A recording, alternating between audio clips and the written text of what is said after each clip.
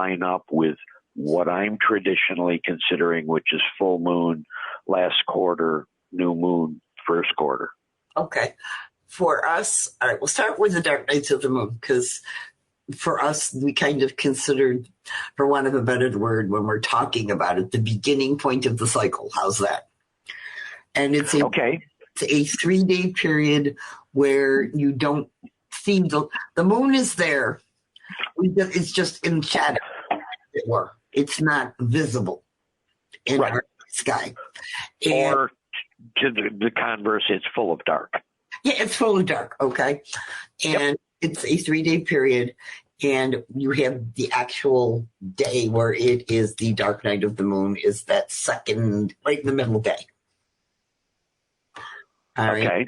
So if you go dark moon, then the very next day is technically the start of waxing energy. We don't perceive it yet because we can't see it. It's very similar to winter solstice. It's the day of the greatest dark energy, but it is also the beginning of the return of the light. So it starts our light half of the year. So this is almost what I know as the sliver moon. Yes, exactly. That's that new moon. It's just barely, there's a spark or a little crack, and okay, something's happening. Yes, and that is the beginning of the waxing period, because you like that word, of time. Okay, yeah. Period. And I get that it waxes all the way through first quarter and up to and approaching the full moon. Right, exactly. And that's a period. And I'm completely aligned with you do lots of growing or building, those kind of magics on that side of the cycle, so to speak. If you want to draw things to you, this is a good time to do that. You want increased patience. This is a good time to do magic for increasing your patience, because the light that you see is increasing. Now you get to the period of the full moon, which is actually that 3 days, where if you go out for those 3 days, you can't see that the moon is not completely full with our naked eyes. An astronomer will tell you that the day before the first day of that 3-day period is actually the end of waxing, because it's almost completely full. The rate of waxing is approaching zero. Yes, absolutely. And then you have full moon. Now that next day, the moon still appears in the sky as full. If you go out there and look at it, still looks full, but it started that period of the waning moon. Okay, in the past, I've referred to that myself as the fuzzy moon. It's the day after the full moon when in our case and in our seasons, the right-hand side starts to lose some of its crisp definition, because it's shadow starting. Exactly. And now you go all the way through the 3/4 moon, the decreasing, which is all the waning period. All the waning period, all the way back around to the dark times of the moon.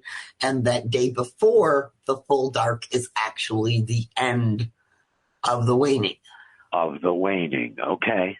Which is why if you read this and you actually do a count, you have 34 days.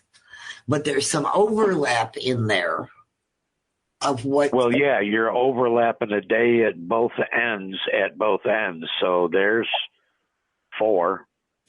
So now you're down to 30 days and 29 and a half. So exactly. Yeah, that makes sense. Oh, good. Yeah. Because the first time I did the math, I was like, okay, this is going to be a tough sell here, Elizabeth. But now that I understand both the overlap, and for me, and I don't know if there's anybody else out there, but I have always had what I called a full moon and then a fuzzy moon, which means I'm a night late. Mm-hmm. But I've always done my full moon rituals on either the night before, the night of, or the night after. Exactly. And the same thing with my new moon rituals or my dark nights of the moon rituals now that I learned from Susie. It's pretty much anything in my world is subject to plus or minus 1 on the calendar, because by God, the head of my universe is okay with that. Yes, and so are we when you think about it. Yeah. It looks the same in the sky, damn it. So the energy we interpret is the same, for one of So a can I imply, and I don't mean to go against the book because that's certainly not what I'm about. No. But I can almost imply that it's actually 6, not 5, if you consider that many people celebrate a 3-day festival around a full moon as well. Sure, why not? So there's kind of an unspoken full side to the 3 dark nights of the moon ritual. Mm-hmm. Yeah, okay, that makes sense. Yeah, you can interpret it however you want. We just tend to mark that. Sue and I had been discussing that maybe it's actually 6 because you have that little sliver of new moon, and then you have that little sliver of, okay, it's about to be dark. Yeah. And Okay. It'll be 6. So there's lots of ways to look at it.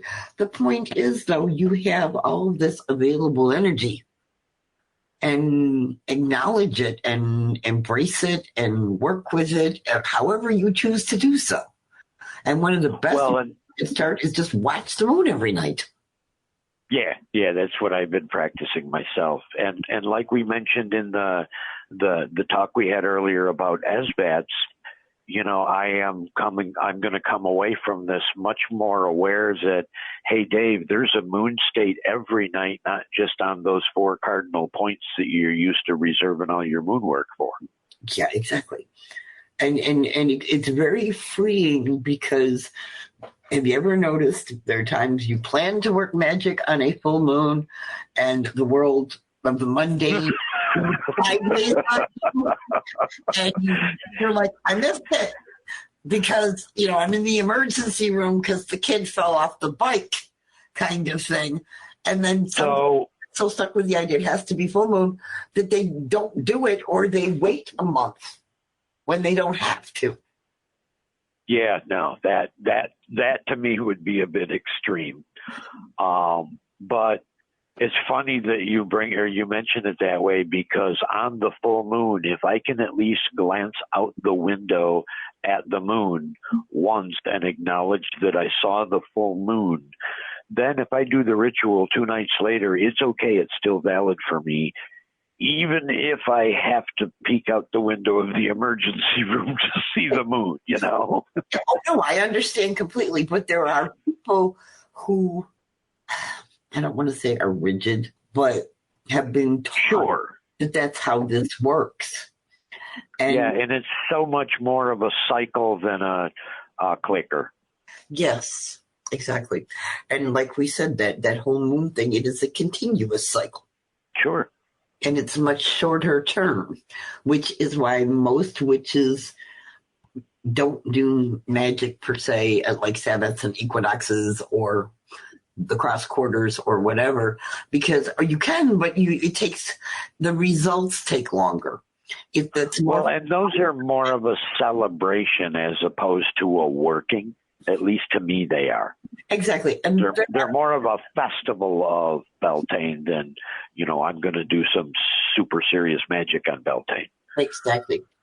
And I think, too, you are more likely to get results you can see when you work with lunar energy for magic.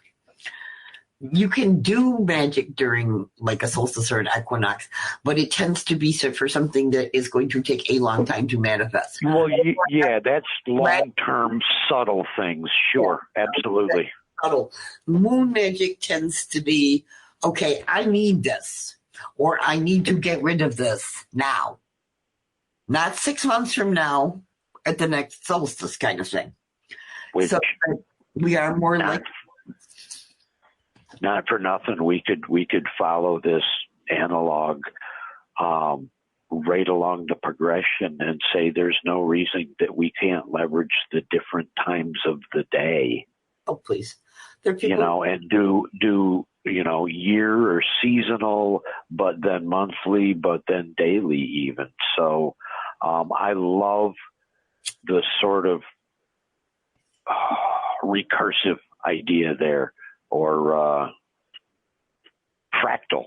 The idea that you can do it in larger terms or smaller terms pretty much as far as you can define. Yes. That just has a real beauty to it to me. But that's just the science geek in me. Well, there's also the planetary hours, where if you need to use a particular planet's energy for magic, they follow a pattern over a 24-hour cycle so that you could actually match your magic to, say, noon on Tuesday, because a certain planet's correspond the energy you're trying to work with, or what you're trying to manifest or get rid of corresponds to that planetary energy. So you can literally do it any hour of the day. Sure, and leverage whatever the conditions are in the heavens, so to speak. Yeah, exactly. I mean, we don't, because we're not that complicated. We don't want to make it that complicated. Magic is supposed to be practical and not easy, but not so complicated that you get caught up in the doing of it, as opposed to what you're trying to accomplish. Right. And then you're not going to manifest whatever you need to manifest, because you've lost your focus and your intent and everything else, because you're bogged down with it has to be done at this time and with this weather and everything else. So that's, I tell people so often during the day, to make it simple. And it's not the color of the candle. It's the energy that we put into the flame. It's our intention. It's us that's the magic. Oh, yeah. It really is. It's us. I'm just learning now how to manage it better and understand the energies that I'm working with. And that's part of why I love being part of the path and kind of learning my way through this from, the very background that I have, because so much of this resonates with me. It makes sense that I was so connected and so close with you and Susie while you were developing this, And like you say, it's the energies that we work with. And I think that's the real focus of the practice of the path, is learning what these energies are, how they show up, how they manifest, in essence, for each of us, because everybody experiences them differently, and how they can assist us in making our lives better. Well, and just like her artwork and obviously your writing, at the end of the day, it's how can I work with the energy of the moment. And so you're energy workers. I mean, you could legitimately say that we are all energy workers. Mm-hmm. It's just some of us have developed a deeper understanding of the work that we're doing, and some of us just still have those lessons to learn. Oh, sure. Well, we all have lessons to learn. Come on. Yep. I sit here and talk to you, and it clarifies it for me sometimes, my own beliefs and how I think about the energies when I have to explain it to somebody else so they understand it. That's a very common thing. If you can teach it, you know it. Yeah. And it kind of gives me that bedrock certainty that this is my path and it's okay. I'm starting to have just little glimpses of that experience, not to digress too far, but I've been sort of tentatively sticking my toe in the water, so to speak, of doing little mini readings for people at the store with the Witchstone Oracle cards. I'm shy, I'm nervous. I haven't done readings for people, even though I've looked at tarot for years. But every time I do it, I'm doing it well and I'm getting great feedback. So more and more of it feels like what I meant to do. And I don't know, I guess I just needed to bubble about that for a minute. Well, think about it. Positive reinforcement is always a wonderful thing in that sense. And it's not that, pat the kid on the head and give him a cookie. It's what you're saying resonates somewhere in somebody's soul. Sure. And that's awesome.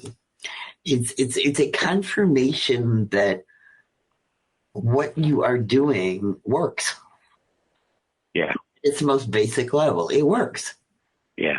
And it's making a difference for people, and that's all you can ask for. And how blessed am I that I actually get to work both of my jobs